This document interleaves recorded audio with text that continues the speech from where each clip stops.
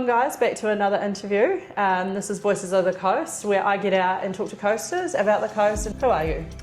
G'day, I'm Joseph Walker, owner of the Hokitika Sandwich Company and dad and local character. Yeah, one of the main reasons why I wanted to talk to you is that you and I came to Hoki around the same time, if you remember. Yeah, I remember well. It was about 12, 13 years ago, and we worked at Stella which is actually across the road here. So it's really cool to see you be a part of a business itself, but also change and watching Hoki grow. Yeah, it's been a pretty full-on 10 years. I didn't realise that was right when you moved here. That's cool. Yeah, we got here on the same time. Yeah. Awesome. It's more than 10 years. Yeah, I think when I started working there, it was like I was a few weeks into it. Yeah. It was literally fresh off the boat. Yeah. And you've had babies and you got married. Two daughters, yep. Yeah. So we bought a beautiful place out in Kokatahi, and my wife is from the States, so I've actually grew up in Wellington, but to an American mother. And when I was 4, my mum moved from the States to Wellington, grew up there. But as soon as I finished high school, I decided I wanted to spread my wings and meet a bunch of my family and stuff in the States. So I ended up off and on over the next sort of 20 years spending a bunch of time over there. And anyway, that's where I met my wife and dragged her back here. We found an awesome... Dragged her back. Found an awesome villa out in Kokatahi and with a little bit of land, started like a little lifestyle block. And because you turned that into an Airbnb too. Yeah, we had... So my background's in tourism. I've worked in tourism and hospitality my whole life. So as soon as I came home, I knew I wanted to do something with tourism. So we turned it into a little organic food farm. We planted heaps of fruit trees, lots of veggie gardens. And we had the old grassy flat hut from up the Styx River on the property. The previous owners had got a hold of it because Doc had replaced the hut and they helicoptered out in pieces and reassembled it, and I turned it into like a little upmarket Airbnb. Right. So we had just had 2 guests, and I'd make them delicious dinners and breakfasts from local stuff, and I needed to create a bit more revenue because I wanted to keep developing the property out there. But I started this sandwich business in the States, and so when I came home to New Zealand, it was always in the back of my mind, like, I could possibly do the sandwich business again. Discovered the bread at our local New World, and I was like, this is exactly like the bread I was using at my shop in the States. But I didn't really want to get back into it. I sort of wanted to do my own thing. I wanted to be able to potter around on my own property under the Southern Alps and just grow things and hang out with my daughters. And so anyway, for a few years I tried to do other things, but long story short, I needed more money. So this building we're in now actually came available. I was staring at it all the time when I was working at Stella Cafe. Came available, so I jumped on it. 2017, we opened this, and I literally I'd get up in the morning, I'd make fresh sourdough bread, make breakfast for my guests, I'd race into town, open up the sandwich shop, serve as many local sandwiches as I could, clean up, go home, make dinner for the guests. And so that was the idea, and we're only open 4 hours a day here. Yeah, because you came up with that concept that once you're sold out on bread, that's it, you're closed, which is actually a really smart business thing to do. We're open 20 hours a week. It's pretty funny. Sometimes I tell people it's a lifestyle job, a lifestyle business, but it is evolving. Like, we're growing. We've opened the shop in Christchurch 4 years ago.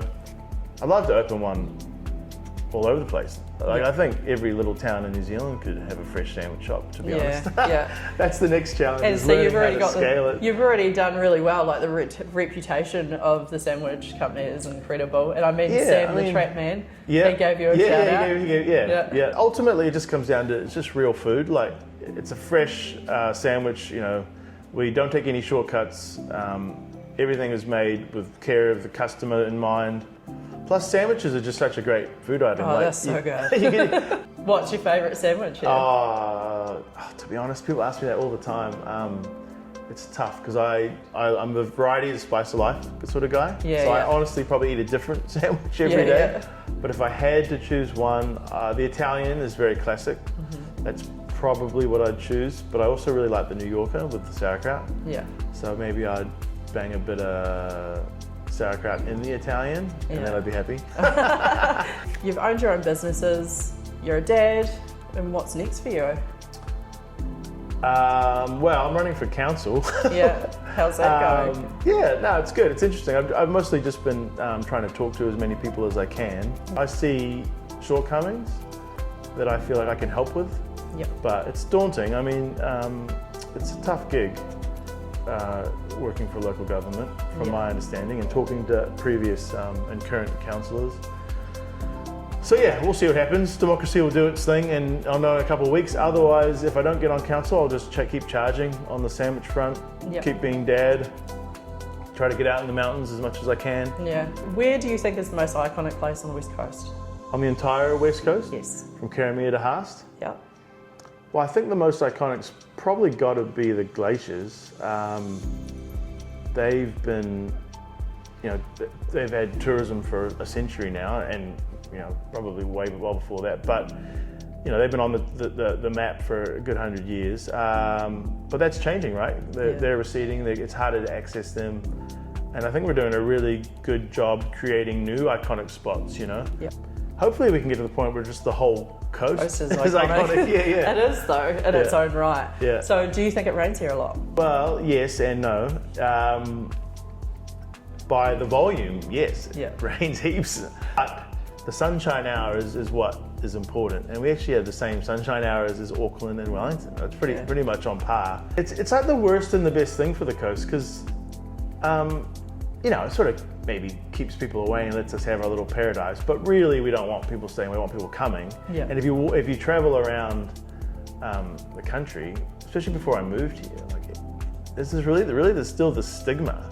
Oh, why are you going there? All it does is it rains. It is quite funny. But no, I mean, that's why this land is so beautiful. I mean, if it didn't rain, the rainforest wouldn't be what it is, and it's dramatic. I actually love the storms.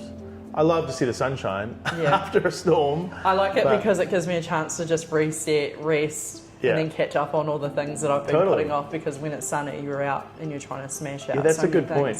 When it's raining, I actually feel not guilty at all. Yeah. Doing nothing. Yeah. Having a cup of tea, playing a game with the kids. Yeah. Yeah. We're in the thick of whitebait season. Do you like whitebait? Yeah, I do like whitebait. I love whitebait. I love eating whitebait. I have never fished for whitebait. Yeah. So as far as the cultural aspect of gathering it, I'm probably a little ignorant to that, but I do like eating whitebait. Yeah. And it's awesome for the locals. Obviously families have been doing it for generations, and you can see the excitement in the area when it's whitebait season. Yeah. I probably should put it on my bucket list to go and spend some time in a whitebait stand. Yeah. So where do you like to eat?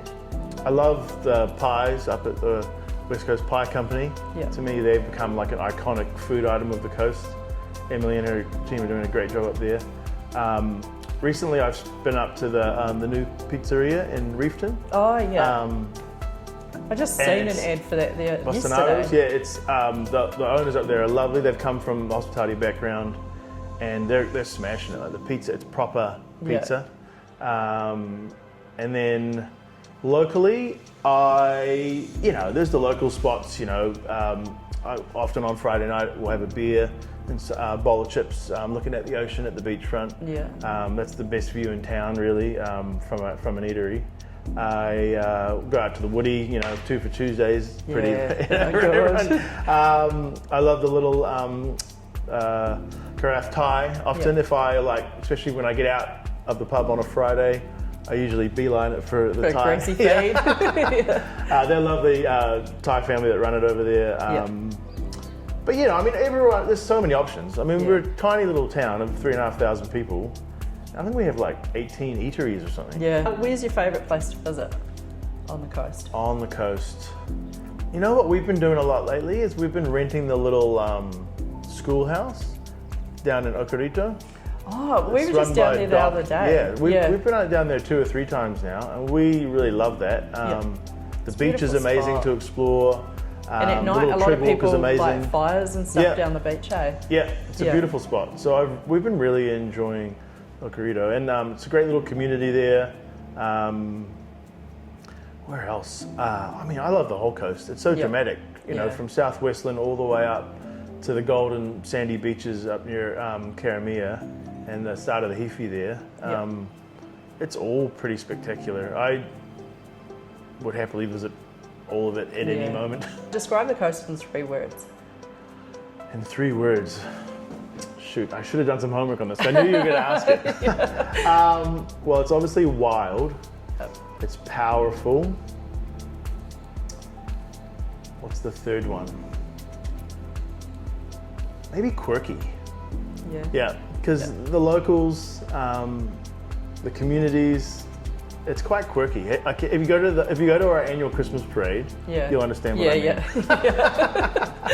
So what do you think sets the West Coast above other regions? Oh, to me, it's an easy one. Finally, an easy question. To me, this is the what's left of the real New Zealand. Like most of the rest of the country, although it's beautiful and obviously it's still amazing, the West Coast is really the last of what was here before humans came along. We're living in the middle of a big national park, and that comes with its challenges, obviously. But we're so lucky. Like I couldn't think of anywhere else in New Zealand I'd want to live. It's so beautiful. The quality of life here is amazing. It's safe. Raising 2 young daughters, I feel safe for them. What do you recommend for me to do here? I think, obviously you spend a lot of time out in nature exploring. So I'm going to recommend one of my favorite, especially rainy day activities, which I tell a lot of people to do, that's to go check out hang out with the crew at Bones and Stones, Steve and the crew, because they, go carve something, learn some stories around where the materials come from. So I would say get a sandwich. And head over there. Head over there and spend the day with them. Cool. Sounds good. All right, guys, this concludes this episode, and thank you so much, Joseph, for your time today. It's my pleasure. Thanks for thinking of me. And so if you're wanting to see anything more about this interview, I'll be putting all of Joseph's details below. So thank you so much. No worries.